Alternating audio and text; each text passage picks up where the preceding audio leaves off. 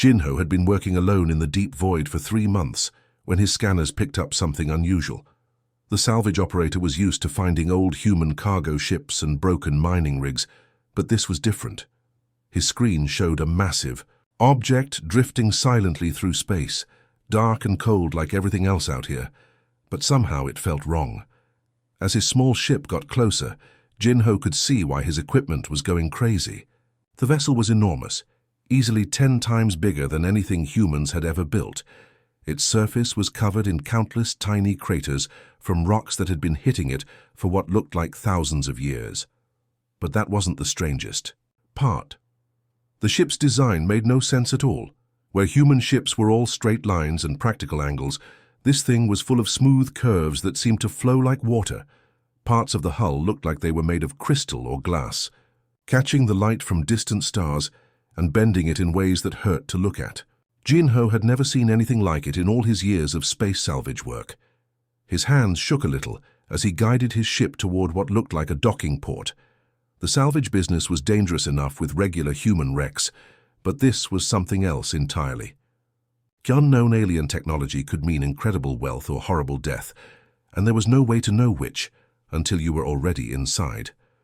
The docking clamps engaged with a soft thud that echoed through his small cabin. Jinho checked his suit, seals twice before opening the airlock. The alien ship's corridor beyond was dark, but his helmet lights revealed walls that seemed to shimmer with their own inner light. The air was stale but breathable, which was lucky since his suit only had 4 hours of oxygen. Every step deeper into the ship made Jinho more nervous. The hallways were too tall for humans, with doorways that curved at the top like arches. Strange. Symbols were carved into the walls, glowing faintly with blue light that pulsed like a slow heartbeat. His equipment kept beeping softly, detecting energy sources that shouldn't exist on a dead ship. The energy readings got stronger as he moved toward the center of the vessel. Jinho followed twisted corridors that seemed designed by someone who thought in curves instead of straight lines. Finally, he found a large chamber that took his breath away. The walls were covered in panels that glowed softly, pulsing in rhythm like they were alive. In the center of the room stood something that made Jinho stop in his tracks. It was clearly some kind of sleeping chamber, but unlike the cold metal pods humans used for long space trips, this one was made of the same crystal material as parts of the ship's hull, and inside it was a person. She looked almost human, but not quite.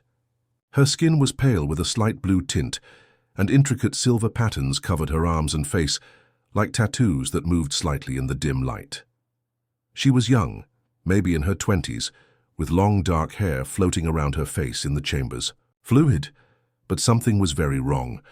Red warning lights flashed around the pod, and alien text scrolled rapidly across displays that Jinho couldn't read. He didn't need to understand the language to know what the warnings meant. The chamber was failing, and whoever was inside was dying. Jinho stared at the sleeping girl and felt his heart racing. He could walk away right now, seal his ship, and pretend he never found this place. That would be the smart thing to do. Getting involved with alien technology was dangerous, and trying to help could kill them both. But as he watched the warning lights flash faster, Jinho knew he couldn't leave her to die alone in the dark. Jinho knew he was about to do something incredibly stupid, but he couldn't just watch someone die. The problem was that he had no idea how alien technology worked. His small salvage ship had a basic medical bay designed for human emergencies, not for reviving beings from civilizations that might be thousands of years old.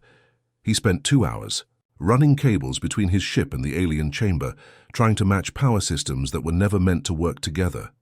His hands were sweating inside his work gloves as he connected the final wire. One wrong move could fry both their ships' electrical systems, leaving them both dead in space. The revival process started slowly. The crystal chamber began to glow brighter, and the fluid inside started to drain away. Jinho watched nervously as the girl's body twitched, and her breathing became more regular. For a moment, he thought everything was going smoothly. Then she started screaming. The sound was unlike anything Jinho had ever heard. It wasn't just pain, but pure terror mixed with confusion and loss. She thrashed inside the chamber, her eyes flying open to reveal bright, glowing irises that seemed to shine with their own light. The screams continued in a language that sounded like music mixed with wind, beautiful and heartbreaking at the same time. Jinho tried to calm her down, speaking softly in Korean and then switching to standard galactic common. But she couldn't understand him. Her vital signs, displayed on his improvised medical setup, were jumping all over the place. Her heart was beating too fast, her blood pressure was dangerous, and her brain activity looked like nothing he'd ever seen in human medical training. For 20 terrifying minutes, Jinho thought he was watching her die all over again. But slowly, very slowly, her screaming turned to sobbing, and her body stopped fighting against the revival process. The chamber finally opened with a soft hiss, releasing air that smelled like flowers and ozone. She sat up carefully, her glowing eyes darting around the chamber like a frightened animal. When her gaze finally settled on Jinho, he saw a mix of terror and wonder that made his heart ache. She spoke again in that musical language, asking questions he couldn't answer. That's when the ship's computer system finally came online. A voice spoke in heavily accented galactic common, translating her words. The AI sounded tired and broken, like an old recording that had been played too many times. "She asks about the punishment," the computer said slowly. "She asks if the exile is complete. She asks about the cleansing." Jinho had no idea what any of that meant, but he tried to explain where they were and what had happened. Through the struggling translator, he learned her name was Nari. She was confused about why a stranger had saved her, and even more confused about why she couldn't sense her people anymore. The real horror came when Nari started asking about her civilization. Through broken translations and hand gestures, Jinho had to explain that there were no others like her in the galaxy. Humans had been exploring space for hundreds of years, and they'd met dozens of alien species, but none of them matched her description of her people. Nari's face went through a series of emotions that were heartbreaking to watch. First confusion, then disbelief, then a growing horror as she realized what Jinho was telling her. Her people, her entire star-spanning civilization, had simply vanished while she slept. She spoke rapidly to the AI, asking question after question. The computer's responses grew shorter and more fragmented as its systems continued to fail. Finally, it managed to access some historical files that made Nari collapse back into the chamber, sobbing. Her people had ruled dozens of star systems. They had built cities that floated in space and technology that seemed like magic. But something had gone wrong, something called the cleansing, and now Jinho was looking at possibly the last survivor of a dead civilization. As Nari cried for everything she had lost, Jinho sat beside the chamber and wondered what he had gotten himself into. Over the next few days, Jinho watched Nari slowly piece together the truth about what had happened to her people. The ship's computer was dying, losing more data every hour, but there was still enough information left to tell a story that chilled him to the bone. Nari's people called themselves the Vaelthi, and they had been incredibly advanced. While humans were still learning to build simple space stations, the Vaelthi had mastered technologies that seemed impossible. They could move objects with their minds, communicate across vast distances without any equipment, and even heal injuries just by focusing their thoughts. But their greatest gift had become their curse. Jinho sat beside Nari as she accessed the ship's historical files, her face growing paler with each new piece of information. The translation was getting worse as the AI failed, but the basic story was clear enough. About 3,000 years. Ergo, something had started going wrong with the Vaelthi's mental abilities. At first, it was just a few individuals. They would suddenly lose control of their psychic powers, lashing out without warning or falling into deep comas. The Vaelthi's best scientists thought it was some kind of disease, but it spread in ways that made no sense. It jumped between family members, then to strangers, then across entire planets. The really terrifying part was what it did to their minds. Infected Vaelthi didn't just lose their abilities, they became violent and paranoid. They started seeing enemies everywhere, attacking friends and family members without reason. Their powerful mental gifts, which had once been used for healing and creation, became weapons that destroyed everything around them. Nari explained to Jinho through gestures and broken translations that her people had tried everything. They built hospitals to contain the infected, developed medicines that didn't work, and even tried cutting themselves off from their psychic abilities entirely. Nothing helped. The plague kept spreading, turning their greatest minds into dangerous madmen. That's when the preservation project began. Thousands of volunteers, including Nari, agreed to be put into deep sleep chambers. The plan was simple but desperate. They would sleep while the plague burned itself out, then wake up to rebuild their civilization when it was safe. Hundreds of ships were launched into deep space, each carrying sleeping Velti, and all the knowledge their people had gathered over millions of years. The ships were programmed to drift in the void until sensors detected that the plague was gone, then returned to wake their passengers. But something had gone terribly wrong. Jinho helped Nari access the ship's navigation logs, and what they found made his blood run cold. This ship had been drifting alone for over 3,000 years. Its communication systems had never received the all-clear signal to return home.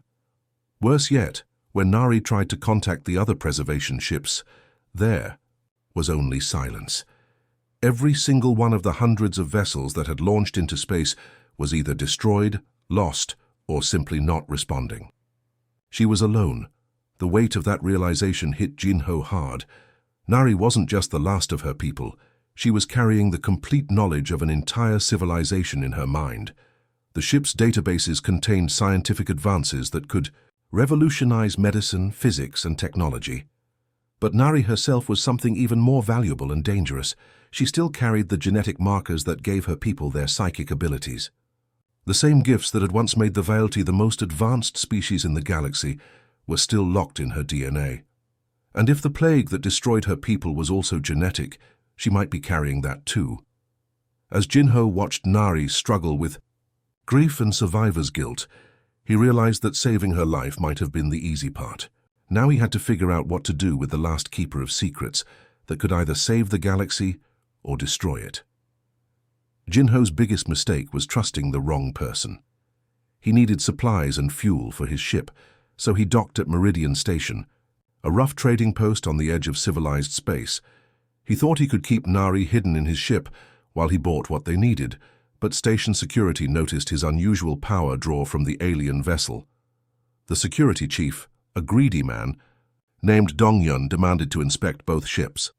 When he saw Nari and the ancient Vaelthi technology, his eyes lit up with credit signs. Jinho tried to buy his silence, but it was too late. Within hours of leaving the station, Dongyun had sold the information to 3 different buyers. The news spread like wildfire through the galaxy's underground networks. An alien survivor from a lost civilization, carrying advanced technology and psychic abilities, was exactly the kind of discovery that made people rich or dead. Everyone wanted a piece of her. The first to arrive were government ships from the EE Terran Science Division. They came with official warrants and polite requests, but Jinho knew what voluntary cooperation really meant. They wanted to lock Nari in a lab and study her like a test subject for the rest of her life. Right behind them came corporate hunters working for biotech companies. They saw Nari's genetic makeup as the key to unlocking psychic abilities in other species. The profit potential was enormous. Imagine selling mental powers to the highest bidder. But the most dangerous group was the purist movement, religious fanatics who believed that alien influences corrupted human purity. To them, Nari represented everything evil about mixing with other species. They came not to capture her, but to destroy her completely. Jinho's little salvage ship was no match for military vessels in a straight fight, so he did what humans do best. He got creative. Instead of running in straight lines like his pursuers expected, he dove into the broken rings, an asteroid field that most pilots avoided like the plague. The government ships tried to follow, but their big, expensive vessels couldn't navigate the tight spaces between rotating rocks. Jinho's beat-up salvage ship was small and nimble, designed for working in dangerous places. He used that advantage, weaving between asteroids that would crush anything larger. When the corporate hunters sent smaller ships after him, Jinho pulled another trick. He started broadcasting fake distress signals on old emergency frequencies that most modern ships ignored. But Nari's ancient vessel was still connected to his ship's systems, and it could boost those signals to incredible power levels. The result was chaos. Every rescue ship, patrol vessel, and curious trader in 3 sectors came rushing toward the false emergency calls. The asteroid field filled with confused ships asking what was wrong and getting in each other's way. While his enemies argued with each other and tried to sort out the mess, Jinho slipped away through a narrow canyon between 2 massive asteroids. But the purest ships were persistent. They followed him deeper into the field, determined to complete their holy mission. That's when Nari saw something that changed how she thought about humans forever. Jinho's ship was older and slower than the fanatic vessels chasing them. His weapons were weaker, his shields were failing, and he was badly outnumbered. By all logical calculations, they should have been captured or killed. Instead, Jinho started talking to the purest pilots over the radio. But he wasn't begging for mercy or trying to negotiate. He was insulting them, questioning their intelligence and making them angry. The angrier they got, the more mistakes they made. One purist ship flew too close to a spinning asteroid trying to get a better shot. Another got so focused on Jinho's taunts that it flew straight into a debris field. The lead ship's pilot was so enraged that he overloaded his engines trying to catch up, leaving his vessel dead in space. Nari watched all this with growing amazement. Her people had been incredibly advanced, with technology that seemed like magic, but they had also been predictable, logical, and ultimately vulnerable to the chaos that destroyed them. Humans were different. They were weaker individually, but they never gave up. They turned disadvantages into advantages and made allies out of enemies. Most importantly, they refused to accept that anything was impossible. As they finally escaped the asteroid field, Nari began to understand why humans had spread across the galaxy so quickly, despite being newcomers to space travel. It wasn't their technology or their numbers, it was their stubborn refusal to lose. After 3 days of running from their pursuers, Jinho's ship was falling apart.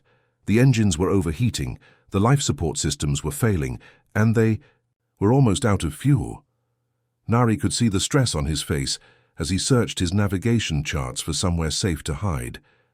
That's when he remembered Haven Station, a place most people tried to forget existed. It was built inside a dead moon in an abandoned system, far from any major trade routes. The kind of place where people went when they had nowhere else to go.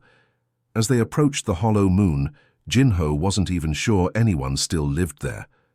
The station had been built decades ago as a mining operation, but when the valuable minerals ran out, it became a refuge for people the galaxy didn't want. Political refugees, failed experiments, alien species that didn't fit anywhere else. They all ended up at Haven Station. The docking bay was a mess of mismatched ships and jury-rigged equipment, but it was the most beautiful sight Jinho had seen in days. His ship limped into an empty berth just as the engines finally gave up completely. Station Administrator Minji met them at the airlock, and she was not happy. She was a tough woman in her 40s who had seen every kind of trouble the galaxy could produce. Her first instinct was to turn them away before they brought their problems to her people. But Jinho was desperate. He explained about Nari, about the knowledge she carried, and about the forces hunting them. Minji listened with growing concern, especially when she realized that government ships and corporate hunters would soon be knocking on her door. What changed her mind was Nari herself. Despite the language barrier and her obvious exhaustion, Nari tried to communicate with the station's diverse population. She showed genuine curiosity about the different species living there, treating them with a respect that many had never experienced from outsiders. The station's chief engineer, Taiho, was particularly fascinated by the connection between Jinho's ship and the ancient Veilthi vessel. He spent hours studying the improvised power couplings and life support connections, amazed that such different technologies could work together at all. Taiho was a genius who had been exiled from his home world for refusing to build weapons. At Haven Station, he used his skills to keep the aging infrastructure running with whatever spare parts he could find. The challenge of integrating alien technology into their defense systems was exactly the kind of puzzle he loved. Meanwhile, The station's head medic, Sumin, was worried about Nari's condition. The revival process had been traumatic, and she was still suffering from what looked like severe depression and anxiety. But human medicine wasn't designed for alien physiology, and Sumin had to be very careful with any treatments. What surprised everyone was how quickly the station's population rallied around their new guests. These were people who knew what it felt like to be hunted, abandoned, and unwanted. They recognized the fear in Nari's eyes because they had all felt it themselves. The Zalani refugees, whose homeworld had been destroyed by corporate mining, shared their limited food supplies. The Corvan exiles who had fled religious persecution offered Nari a place to sleep in their communal quarters. Even the human criminals hiding from various governments pitched in to help prepare defenses. Word soon reached Haven Station that multiple fleets were converging on their location. Government ships, corporate hunters, and purist fanatics were all demanding that the station surrender Nari immediately. The threats came with promises of destruction if they refused to cooperate. But instead of panicking, the station's population did something that surprised even Minji. They voted unanimously to protect Nari, even though it meant putting their own lives at risk. For people who had been rejected by the galaxy, the chance to do something meaningful was worth fighting for. Taeho worked around the clock to upgrade the station's weapons and shields, using parts from Jinho's ship and anything useful from the faulty vessel. Sumin organized medical teams to treat wounded when the fighting started. Other residents prepared food, ammunition, and emergency shelters.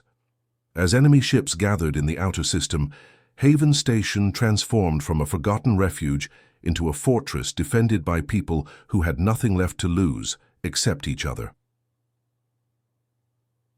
The enemy fleets arrived at dawn station time.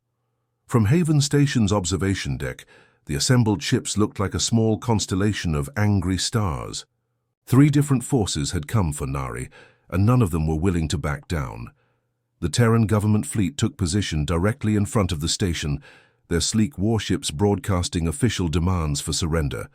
The corporate hunters spread out to block escape routes, their modified vessels bristling with capture equipment instead of weapons. Most dangerous of all, the purist fanatics held the high orbital position, their ships painted with religious symbols and loaded with enough firepower to crack the moon open. Jinho stood in Haven Station's cramped command center, surrounded by people who had no business fighting a space battle. There was no military chain of command here, no trained officers or battle-tested equipment, just refugees, outcasts, and misfits who had decided that one alien girl's life was worth protecting. Tachiyomwam. First demand for surrender came from Admiral Kangho of the government fleet. His message was polite but firm. Surrender Nari for scientific study, and everyone else would be allowed to leave peacefully. Jinho's response was equally polite and much shorter. No. That's when the real battle began. The corporate ships moved. First, sending boarding pods toward the station's docking bays. But Taeho had been busy. The old mining charges that were supposed to clear asteroid debris had been repurposed into proximity mines. The first wave of corporate boarders flew straight into an invisible minefield that turned their pods into glowing scrap metal. Meanwhile, pilot Kyung was leading a desperate counterattack with whatever ship's Haven Station could scrape together. Her fleet consisted of 3 cargo haulers, 2 mining shuttles, and 1 ancient patrol boat that was older than most of its crew. Against proper warships, they should have been destroyed in minutes. Instead, Kyung used the hollowed moon's gravity well in the surrounding asteroid field to her advantage. Her ships would dart out from behind cover, hit the enemy with everything they had, then disappear back into the rocks before return fire could find them. It was guerrilla warfare in space, and it was driving the professional military commanders crazy. But the real genius was happening in the station's computer center, where hacker Yuna was fighting a different kind of battle. She had learned her skills breaking corporate security systems, and now she was using those same techniques to turn the enemy fleets against each other. First, she hacked into the corporate communication network and started sending fake orders. Half their ships received commands to retreat, while the other half were told to advance. The confusion lasted only a few minutes, but it was long enough for Kyung's fighters to destroy 2 more boarding ships. Then Yuna really got creative. She accessed the Purist Fleet's religious broadcasting system and started playing recorded speeches from their own leaders, but edited to make them sound like they were criticizing each other. Within an hour, the fanatic ships were arguing amongst themselves about which leader to follow. Jinho coordinated everything from the command center using tactics that no military academy would ever teach. When the government ships started jamming their communications, he had the station's residents bang on the metal walls in coded patterns that carried through the structure. When enemy sensors started tracking their fighters, he released clouds of metallic chaff from the old mining equipment. But despite their creativity and determination, Haven Station was losing. The enemy had better ships, more weapons, and professional crews. The station's shields were failing under constant bombardment, and several sections had already lost life support. Nari watched the battle from the medical bay, where Sumin was treating wounded defenders. She saw humans and aliens working together, sharing their last supplies and risking their lives for someone they barely knew. These beings didn't have her people's advanced technology or psychic abilities, but they had something the Velti had never possessed. The enemy fleets arrived at dawn, station time. From Haven Station's observation deck, the assembled ships looked like a small constellation of angry stars. 3 different forces had come for Nari, and none of them were willing to back down. The Terran government fleet took position directly in front of the station, their sleek warships broadcasting official demands for surrender. The corporate hunters spread out to block escape routes, their modified vessels bristling with capture equipment instead of weapons. Most dangerous of all, the purist fanatics held the high orbital position, their ships painted with religious symbols and loaded with enough firepower to crack the moon open. Jinho stood in Haven Station's cramped command center, surrounded by people who had no business fighting a space battle. There was no military chain of command here, no trained officers or battle-tested equipment, just refugees, outcasts, and misfits who had decided that one alien girl's life was worth protecting. Tachiyumwam. First demand for surrender came from Admiral Kangho of the government fleet. His message was polite but firm. Surrender Nari for scientific study, and everyone else would be allowed to leave peacefully. Jinho's response was equally polite and much shorter. No. That's when the real battle began. The corporate ships moved. First, sending boarding pods toward the station's docking bays. But Taiho had been busy. The old mining charges that were supposed to clear asteroid debris had been repurposed into proximity mines. The first wave of corporate boarders flew straight into an invisible minefield that turned their pods into glowing scrap metal. Meanwhile, Pilot Kyung was leading a desperate counterattack with whatever ships Haven Station could scrape together. Her fleet consisted of 3 cargo haulers, 2 mining shuttles, and 1 ancient patrol boat that was older than most of its crew. Against proper warships, they should have been destroyed in minutes. Instead, Kyung used the hollowed moon's gravity well and the surrounding asteroid field to her advantage. Her ships would dart out from behind cover, hit the enemy with everything they had, then disappear back into the rocks before return fire could find them. It was guerrilla warfare in space, and it was driving the professional military commanders crazy. But the real genius was happening in the station's computer center, where hacker Yuna was fighting a different kind of battle. She had learned her skills-breaking corporate security systems, and now she was using those same techniques to turn the enemy fleets against each other. First, she hacked into the corporate communication network and started sending fake orders. Half their ships received commands to retreat, while the other half were told to advance.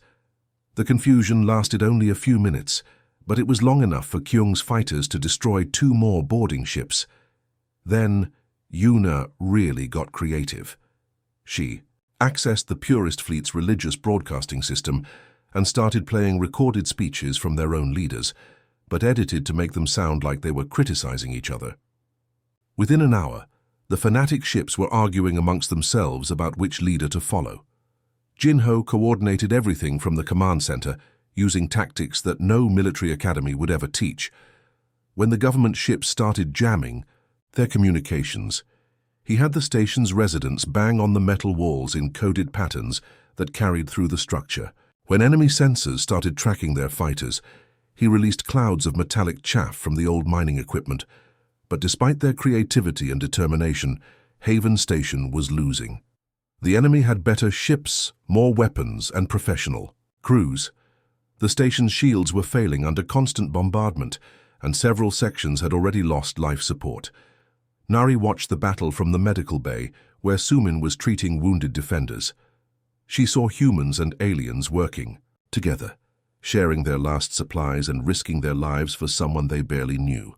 These beings didn't have her people's advanced technology or psychic abilities, but they had something the Velti had never possessed. They cared about each other more than they feared death. A young human mechanic died in her arms, killed by debris from a hull breach. With his last breath, he smiled at her and said he was glad she was safe. Nari realized that her people, for all their advancement, had never learned what these primitive beings knew instinctively. Sometimes the most powerful force in the universe isn't technology or mental abilities. Sometimes it's just refusing to abandon someone who needs help. The enemy fleets arrived at dawn station time. From Haven Station's observation deck, the assembled ships looked like a small constellation of angry stars. 3 different forces had come for Nari, and none of them were willing to back down. The Terran government fleet took position directly in front of the station, their sleek warships broadcasting official demands for surrender. The corporate hunters spread out to block escape routes, their modified vessels bristling with capture equipment instead of weapons. Most dangerous of all, the purist fanatics held the high orbital position, their ships painted with religious symbols and loaded with enough firepower to crack the moon open. Jinho stood in Haven Station's cramped command center, surrounded by people who had no business fighting a space battle. There was no military chain of command here, no trained officers or battle-tested equipment, just refugees, outcasts, and misfits who had decided that one alien girl's life was worth protecting. The first demand for surrender came from Admiral Kang Ho of the government fleet.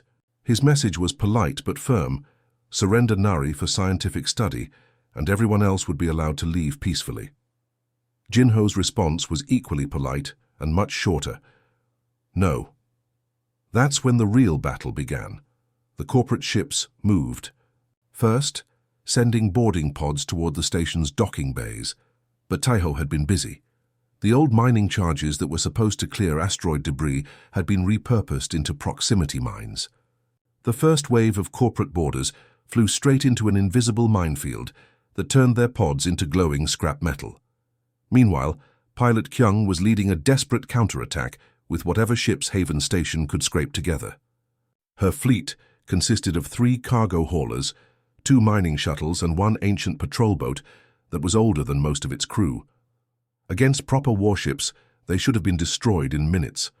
Instead, Kyung used the hollowed moon's gravity, and the surrounding asteroid field to her advantage. Her ships would dart out from behind cover, hit the enemy with everything they had, then disappear back into the rocks before return fire could find them. It was guerrilla warfare in space, and it was driving the professional military commanders crazy. But the real genius was happening in the station's computer center, where hacker Yuna was fighting a different kind of battle. She had learned her skills breaking corporate security systems, and now she was using those same techniques to turn the enemy fleets against each other. First, she hacked into the corporate communication network and started sending fake orders. Half their ships received commands to retreat, while the other half were told to advance. The confusion lasted only a few minutes, but it was long enough for Kyung's fighters to destroy 2 more boarding ships. Then, Yuna really got creative. She accessed the Purist Fleet's religious broadcasting system and started playing recorded speeches from their own leaders, but edited to make them sound like they were criticizing each other. Within an hour, the fanatic ships were arguing amongst themselves about which leader to follow. Jinho coordinated everything from the command center, using tactics that no military academy would ever teach. When the government ships started jamming their communications, he had the station's residents bang on the metal walls in coded patterns that carried through the structure. When enemy sensors started tracking their fighters, He released clouds of metallic chaff from the old mining equipment. But despite their creativity and determination, Haven Station was losing. The enemy had better ships, more weapons, and professional crews. The station's shields were failing under constant bombardment, and several sections had already lost life support. Nari watched the battle from the medical bay, where Sumin was treating wounded defenders. She saw humans and aliens working together, sharing their last supplies and risking their lives for someone they barely knew. These beings didn't have her people's advanced technology or psychic abilities, but they had something the Vaelti had never possessed. They cared about each other more than they feared death. A young human mechanic died in her arms, killed by debris from a hull breach. With his last breath, he smiled at her and said he was glad she was safe.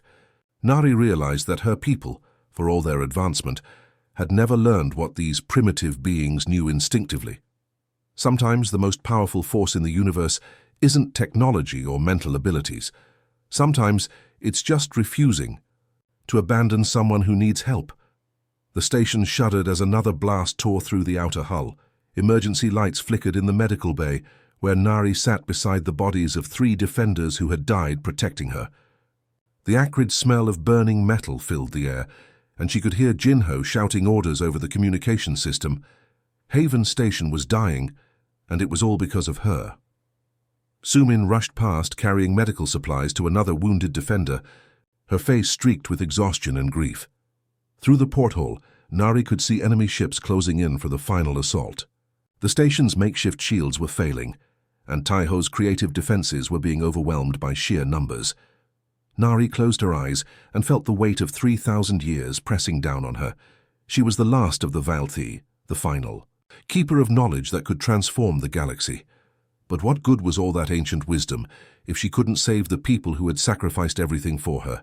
She had 3 choices, and all of them were terrible. The first option was surrender. She could walk out to the government ships right now, let them take her to their laboratories, and watch them spend decades trying to unlock her people's secrets. They would treat her well, probably give her comfortable quarters and interesting books to read while they studied her like a specimen. The fighting would stop, and everyone at Haven Station would live. But Nari knew what would happen to the Vaelti knowledge under government control. It would be classified, weaponized, and used to give one species advantage over all others. The same psychic abilities that had destroyed her people would become tools of war and oppression. Her second choice was escape. Jinho's ship was still functional, barely. They could make a run for it during the chaos of the final assault, disappear into the deep void like her ancestors had done. She could spend the rest of her life hiding, carrying her people's legacy in secret until she died alone among strangers.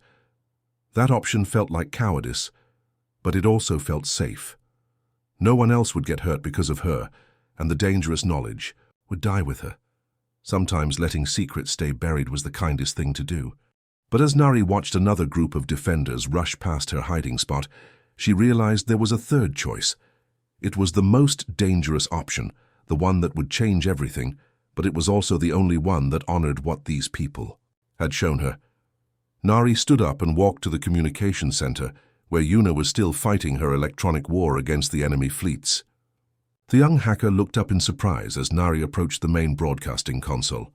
"What are you doing?" Jinho asked, appearing at her shoulder. His face was covered in soot, and his hands were shaking from exhaustion, but his eyes were still, determined. Nari looked at him, this stubborn human who had risked everything to save a stranger. Then she looked around the command center at all the different species working together, despite their differences. Finally, she understood what her people had never learned. Knowledge wasn't meant to be hoarded by the powerful or hidden from the weak. It was meant to be shared, especially with those brave enough to use it wisely. Nari activated the station's communication array and began broadcasting on every frequency she could reach. Her message went out to the government fleets, the corporate hunters, the purist fanatics, and every listening post in 3-star systems. "I am Nari of the Vaelti," she said, in clear galactic common, her voice carrying the authority of a dead civilization. "I am the last of my people, and I carry knowledge that could benefit every species in this galaxy, But I will not let that knowledge be controlled by governments, sold by corporations, or destroyed by fanatics. The weapons fire stopped, as every ship in the system focused on her transmission. Instead, I choose to trust the people who showed me what my advanced civilization never understood. I will share everything freely with anyone willing to learn, starting with these refugees who proved that wisdom isn't about technology or power. It's about knowing when to help a stranger. The silence that followed was deafening. The silence after Nari's broadcast didn't last long. Within hours, representatives from all three fleets were requesting permission to dock at Haven Station. But they weren't coming as conquerors anymore. They were coming as students.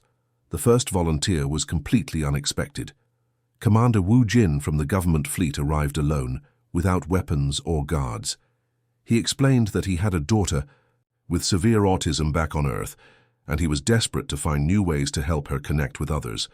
If healthy mental techniques could enhance empathy and understanding, maybe they could help his little girl. Nari was nervous about starting her first lesson. Her people had always been naturally telepathic, but humans and other species were different. She didn't even know if their minds could handle Velti meditation practices. Without the genetic foundations her people had developed over millions of years. That's where Dr. Sunho proved invaluable. He was a refugee neurologist who had fled his homeworld when the government tried to force him to perform brain surgeries on political prisoners. At Haven Station, he had been treating head injuries and mental trauma with limited equipment and no proper facilities. Working together, Nari and Sunho spent weeks developing modified versions of Velti mental exercises. They started with simple, breathing techniques that helped calm racing thoughts, then moved to visualization practices that improved focus and concentration. Every lesson was carefully monitored to make sure no one was being harmed by the unfamiliar mental disciplines. The results were remarkable. Commander Wu Jin reported that the meditation helped him manage his military stress and communicate better with his crew. A corporate negotiator named Jiwon found that the empathy exercises made her more effective at resolving conflicts without anyone feeling cheated or manipulated. Even some of the purest fanatics became curious. Brother Min Seok, a junior priest who had initially come to destroy Nari, discovered that the Velti techniques actually strengthened his connection to his own religious beliefs rather than corrupting them.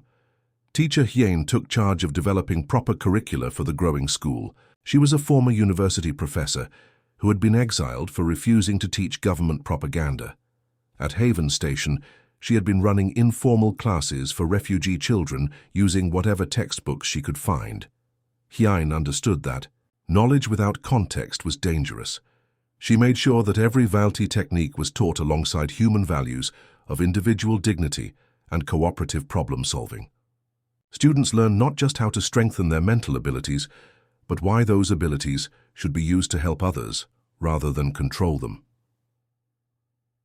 The school started in Haven Station's old cargo bay, with students sitting on recycled shipping, containers and using salvaged computer screens for visual aids. It wasn't much to look at, but it was the first institution in galactic history where advanced alien knowledge was being shared freely with anyone willing to learn. Word spread quickly.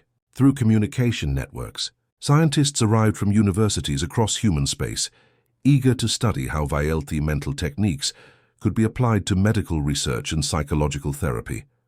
Alien diplomats came to learn empathy exercises that might help resolve conflicts between their species. But the most important students were ordinary people facing everyday problems. Parents struggling to understand troubled children, workers dealing with difficult bosses, couples trying to save failing relationships. They all found something useful in the ancient wisdom Nari was sharing. The lessons weren't always easy. Some students couldn't handle the mental discipline required for advanced techniques. Others became frustrated when they didn't see immediate results. A few tried to use their new abilities for selfish purposes and had to be gently but firmly asked to leave. But for every failure, there were dozens of success stories. A human engineer learned to sense stress patterns in his alien co-workers, leading to better team cooperation. A Corvan merchant developed the ability to genuinely understand her customers' needs instead of just trying to sell them things. A Zelani artist discovered that empathy meditation enhanced her creative abilities in unexpected ways. Most importantly, none of the students showed any signs of the corruption that had destroyed Nari's people. The key difference was the human element, the emphasis on using mental abilities to serve others rather than dominate them. As months passed, Haven Station transformed from a forgotten refugee camp into a center of learning that attracted visitors from across the galaxy. And at the heart of it all was Nari, no longer the last survivor of a dead civilization, but the first teacher of a new way of thinking. 2 years after the siege of Haven Station, Jinho stood on the observation deck of a brand new teaching facility orbiting the human colony world of New Sol. Through the massive windows, he could see dozens of ships from different species arriving for the monthly graduation ceremony. It was hard to believe how much had changed since that day he found a dying girl in an ancient alien chamber. Nari floated beside him in the low-gravity section, her silver markings glowing softly as she practiced one of her people's meditation techniques. She had grown stronger and more confident over the past months, but Jinho could still see traces of the grief she carried for her lost civilization. "The Andorian delegation just arrived," she said, pointing to a sleek vessel docking. "At Port 7. They're bringing 50 students this time, including some of their military officers. Apparently, the empathy training has reduced conflicts in their border territories by 60%. Jinho smiled as he watched the diverse crowd gathering in the station's main hall. Human families mixed with alien dignitaries, former corporate executives chatted with ex-pirates, and children from a dozen different species played together while their parents attended orientation sessions. The school network had grown beyond anyone's wildest dreams. What started as desperate lessons in Fightismo, Haven Station's cargo bay, had become a galaxy-wide movement with over 300 teaching centers. Each facility was run by volunteers who had learned Nari's techniques and wanted to share them with others. But the real success wasn't measured in numbers or facilities built. It was in the small, everyday miracles that happened when beings learned to truly understand each other. Captain Yonjin, formerly of the Purist movement, now taught conflict resolution at the center on Proxima Station. The same woman who had once tried to destroy Nari as an abomination now helped former enemies learn to see past their differences. Dr. Sunho had established a medical research institute that combined Vaelti mental techniques with modern therapy. His breakthrough treatments for trauma and depression were being used to help war veterans, abuse survivors, and refugees across the galaxy. Even Commander Wu Jin's daughter had benefited.